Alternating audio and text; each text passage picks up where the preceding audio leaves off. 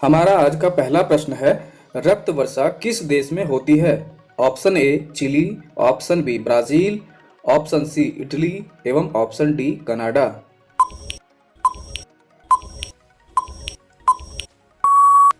इस प्रश्न का सही जवाब है ऑप्शन सी इटली। आइए रक्त वर्षा के बारे में कुछ अन्य जानकारी प्राप्त करते हैं।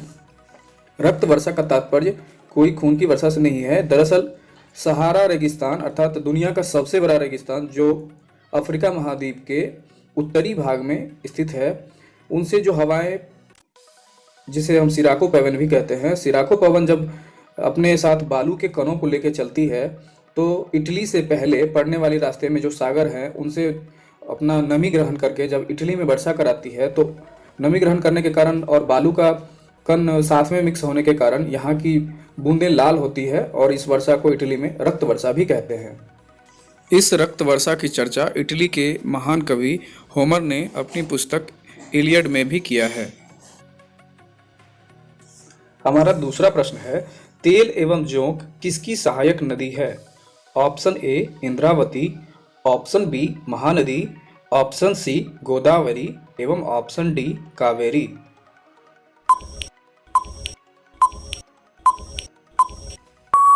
इस प्रश्न का सही जवाब होगा ऑप्शन बी महानदी। आइए ऑप्शन के अनुसार नदियों के बारे में कुछ संक्षिप्त में जानते हैं। इंद्रावती के बारे में, इंद्रावती नदी मध्य भारत की एक बड़ी नदी है और गोदावरी की सहायक नदी है। इस नदी का उद्गम स्थान उड़ीसा जिले के कालाहांडी में होता है। यह नदी प्रमुख रूप से छत्तीसगढ़ राज्य के बस्तर एवं दंतेवाड़ा जिले में बहती है। यह नदी दंतेवाड़ा जिले के भद्रकाली में गोदावरी में मिल जाती है। इस नदी का तल इतना पथरीला होता है कि इसमें नौकायन संभव नहीं है। इस नदी की सहायक नदियां होती है पामेर एवं चिंटा। इंद्रावती नदी पर भारत का नियाग्रा नाम से प्रचलित चित्रकूट जलप्रपात भी है। महानदी भारत की एक प्रमुख नदी होने के साथ साथ यह उड़ीसा की एक ऐसी नदी है जो उड़ीसा के लिए जीवन रेखा एवं शोक का कारण भी बनती है। हालांकि अब इस पर बड़े बड़े बैराज एवं बांध बन जाने के कारण इस पर बाढ़ का आना कम हो गया है, फिर भी इसे उड़ीसा के शोक के रूप में जाना जाता है। महानदी का उद्गम स्थल छत्तीसगढ़ के रायपुर जिले के समीप सिहावा श्रेणी से होती है। यह कटक के समीप बंगाल की खाड़ी में गिर जाती है। इस नदी पर भारत का सबसे गहरा बांध हीराकुंड बांध भी निर्मित है, जिसके लिए महानदी को जाना जाता है। महानदी की चर्चा हमारे प्राचीन धर्म ग्रंथों में भी हुई है। इसे प्राचीन काल में चित्रोत्पला, नीलोत्पला इत्यादि के नाम से जाना जाता था। महानदी, शिवनाथ नदी इनकी सहायक नदियां हैं। हसदेव नदी है, तेल एवं जोंक है। गोदावरी भारत की दूसरी सबसे बड़ी एवं दक्षिण भारत की प्रथम सबसे बड़ी नदी है। इसे दक्षिण गंगा भी कहा जाता है। इसकी उत्पत्ति पश्चिमी घाट में त्र्यंबक पहाड़ी जो कि महाराष्ट्र के नासिक जिले में है वहाँ से होती है। इसकी लंबाई लगभग 1460 किलोमीटर है। इस नदी का पाट बहुत बड़ा है, अर्थात इसका जल धारण क्षमता बहुत अधिक है। यह नदी महाराष्ट्र, तेलंगाना एवं आंध्र प्रदेश से बहते हुए बंगाल की खाड़ी में जाकर मिलती है। इस नदी की प्रमुख उपनदियां अर्थात सहायक नदियां हैं प्राणहिता, इंद्रावती एवं मंजीरा। इस नदी पर सबसे प्रमुख नदी बांध परियोजना जायकवारी बांध परियोजना है। कावेरी नदी भारत की एक प्रमुख नदी है जो कर्नाटक तथा उत्तरी तमिलनाडु में बहने वाली एक सदा नीरा नदी है। इसे दक्षिण भारत की गंगा के नाम से भी हम लोग जानते हैं। इसका उद्गम स्थान पश्चिमी घाट के पर्वत ब्रह्मगिरी से होती है। इसकी लंबाई लगभग 760 किलोमीटर है। यह दक्षिणी पूर्व में प्रभावित होकर कावेरी नदी बंगाल की खाड़ी में मिलती है। इसकी सहायक नदियां हैं सिमसा, हेमावती, भवानी। इस नदी पर भारत का सबसे प्रथम बांध शिव समुद्रम जो कर्नाटक में है, दूसरा मुल्लापेरियार केरल में, तीसरा मेट्टूर बांध जो तमिलनाडु में है, वो सभी निर्मित है। आइए अगले प्रश्न की ओर बढ़ते हैं। हमारा आज का तीसरा प्रश्न है, जफरनामा किसकी रचना है? ऑप्शन ए गुरु अर्जुन देव, option B Guru Tegh Bahadur, option C Guru Angad Dev एवं ऑप्शन डी गुरु गोविंद सिंह।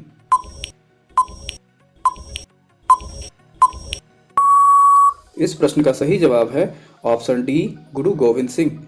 आइए इन गुरुओं के बारे में एवं सिख संप्रदाय के बारे में कुछ अन्य जानकारी प्राप्त करते हैं। सिख संप्रदाय की स्थापना गुरु नानक देव जी के द्वारा की गई। ये मुगल बादशाह बाबर एवं हुमायूं के समकालीन थे। गुरु नानक देव जी के द्वारा गुरु का लंगर नाम की एक निःशुल्क भोजनालय की व्यवस्था की गई। गुरु नानक देव जी का जन्म तलवंडी एवं इनकी मृत्यु करतारपुर, जो कि वर्तमान दोनों पाकिस्तान में है, हुई। अगले गुरु अंगद देव जी के द्वारा गुरुमुखी लिपि का प्रारंभ किया गया। मुख्य गुरुओं में जो पांचवें गुरु थे अर्जुन देव, इनकी रचना आदि ग्रंथ है, जिसमें गुरु नानक जी की प्रेरणाप्रद प्रार्थनाएं एवं गीत संकलित है। गुरु अर्जुन देव की हत्या मुगल बादशाह जहांगीर के द्वारा करवा दी गई। इनके द्वारा अमृतसर जलाशय के मध्य में हरमंदिर साहब का निर्माण करवाया गया। सिखों के 8वें गुरु हरकिशन की मृत्यु चेचक से हो गई। सिखों के 9वें गुरु तेग बहादुर की हत्या औरंगजेब के द्वारा करवा दी गई, क्योंकि इन्होंने इस्लाम धर्म स्वीकार करने से मना कर दिया। सिखों के 10वें एवं आखिरी गुरु गुरु गोविंद सिंह हुए। इनका जन्म पटना में हुआ। इनका निवास स्थान आनंदपुर साहिब था। इनकी मृत्यु नांदेड़ महाराष्ट्र में हुई, यहीं इनकी समाधि बनी हुई है। इनके द्वारा पाहुल प्रणाली एवं खालसा की स्थापना की गई। हमारा अगला सवाल है, बुद्ध ने अपना प्रथम उपदेश किस भाषा में दिया? Option A Prakrit, option B Pali, option C Ardhamagadhi एवं ऑप्शन डी संस्कृत।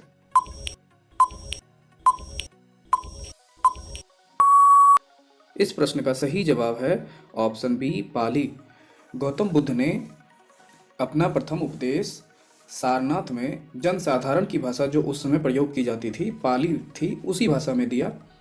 इनके लगभग 8 उपदेश हुए, उसमें सभी में उन्होंने पाली भाषा में ही दिया। आइए बुद्ध एवं बौद्ध धर्म के बारे में कुछ जानकारी प्राप्त करते हैं।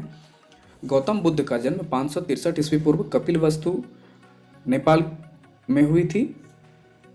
उनके बचपन का नाम सिद्धार्थ था। गौतम बुद्ध के पिता का नाम सुदोधन एवं उनकी माता माया देवी थी। गौतम बुद्ध की माता का देहांत उनके अल्प आयु में ही हो गया था। उनके मृत्यु के पश्चात उनकी देखभाल उनकी मौसी महाप्रजापति गौतमी ने किया था। उनकी पत्नी का नाम यशोधरा था एवं उनके पुत्र का नाम राहुल था। गौतम बुद्ध जब अपने गृहस्थ आश्रम में रहते हैं, उसी दौरान उन्होंने एक दिन टहलते हुए एक वृद्ध व्यक्ति, एक रोगी, एक मृतक एवं एक सन्यासी को देखा, जिसके बाद उनका हृदय परिवर्तन हुआ। जिसके बाद उन्होंने घर त्याग करने का प्रण लिया, जिसको बौद्ध धर्म में महाभिनिष्क्रमण के नाम से जाना जाता है। गौतम बुद्ध ने 29 वर्ष की आयु में गृह त्याग किया और गृह त्याग के पश्चात उन्होंने सर्वप्रथम वैशाली के आलाड़ कलाम से सांख्य दर्शन की शिक्षा ली। उसके बाद उन्होंने 6 वर्ष की कठिन तपस्या की और 35 वर्ष की आयु में वैशाख पूर्णिमा के दिन बोध गया में पीपल के वृक्ष के नीचे उन्हें ज्ञान की प्राप्ति हुई, जिसे बौद्ध धर्म में संबोधि कहा गया। गौतम बुद्ध के जीवन से घटनाओं से संबंधित कुछ प्रतीक चिन्ह हैं, उनके बारे में जानते हैं। हाथी का प्रतीक चिन्ह माता के गर्भ में आने से है। कमल का प्रतीक चिन्ह बुद्ध के जन्म से है। घोड़ा का प्रतीक चिन्ह गृह त्याग से माना जाता है। बोधि वृक्ष का प्रतीक चिन्ह ज्ञान प्राप्ति से माना जाता है। धर्म चक्र का प्रतीक चिन्ह प्रथम उपदेश से माना जाता है। भूमि स्पर्श का प्रतीक चिन्ह इंद्रियों पर विजय से माना जाता है। एवं एक करवट सोना, इसका प्रतीक चिन्ह महापरिनिर्वाण से माना जाता है। गौतम बुद्ध की मृत्यु 80 वर्ष की अवस्था अर्थात 483 ईस्वी पूर्व में चुंद नामक एक कर्मकार के यहाँ शुकर के मांस खाने से हुई। उनकी मृत्यु कुशीनगर में हुई। इस घटना को बौद्ध धर्म में महापरिनिर्वाण कहा गया है। बुद्ध की मृत्यु के पश्चात उनके अवशेषों को 8 भागों में बांटकर 8 स्तूपों का निर्माण किया गया। गौतम बुद्ध के परम प्रिय शिष्य आनंद उनके अगले उत्तराधिकारी हुए। इस प्रकार गौतम बुद्ध ने अपने जीवन में बुद्ध धर्म में अष्टांगिक मार्ग का प्रतिपादन किया और उनके लिए उन्होंने त्रिरत्न भी दिए, जिनका बुद्ध, धम्म एवं संघ कहा जाता है। हमारा आज का 5वां एवं आखिरी प्रश्न है, युद्ध में महाशिलाकंटक एवं रथ मूसल का प्रयोग निम्न में से किसने किया था? Option A Ajatashatru, option B Bimbisara, option C Udayan एवं ऑप्शन डी कालाशोक।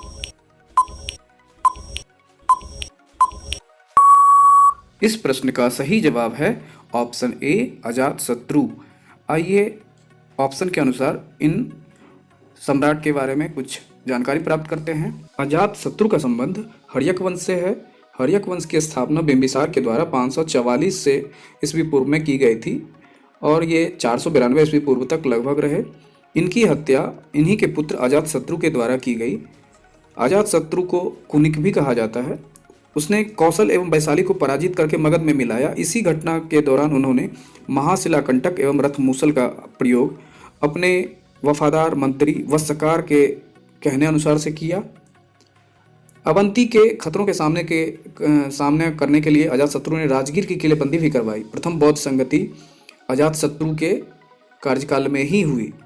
अजातशत्रु के अगले उत्तराधिकारी उदयन हुए। उनका शासनकाल 460 से 444 ईस्वी पूर्व रही। उदयन ने पाटलिपुत्र को मगध की राजधानी बनाई। उदयन ने पटना में गंगा एवं सोन के संगम पर एक किला बनवाया। हर्यक वंश का अंतिम शासक नागदशक था। उसके बाद शिशुनाग वंश की स्थापना होती है, जो नागदशक की मृत्यु के पश्चात वो राजा बनते हैं। शिशुनाग ने अवंती को मगध साम्राज्य में भी मिलाया था।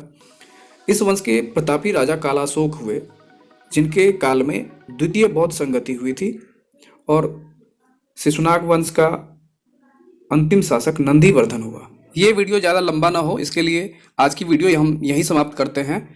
आप हमारे इस चैनल को सब्सक्राइब करके रख लें ताकि जब भी आपको कोई भी वीडियो अपलोड हो सबसे पहले नोटिफिकेशन भी आपको मिले। उसके लिए बेल आइकन को भी ऑन कर लें।